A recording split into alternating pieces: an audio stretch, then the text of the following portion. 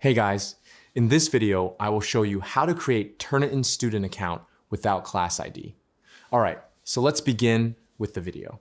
In this guide, it's important to understand that as of 2026, you cannot create a Turnitin student account without a class ID.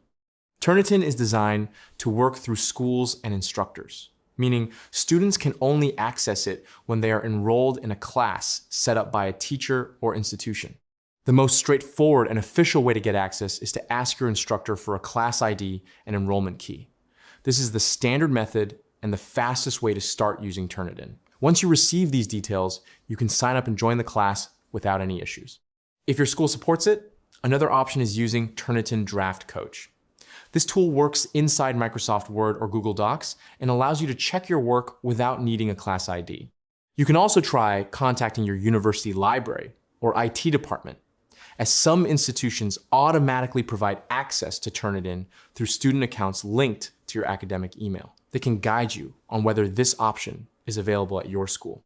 If you're an independent user without any school affiliation, unfortunately, you won't be able to create a Turnitin student account on your own. In that case, you would need an instructor account or consider using alternative plagiarism checking tools instead. And that's it.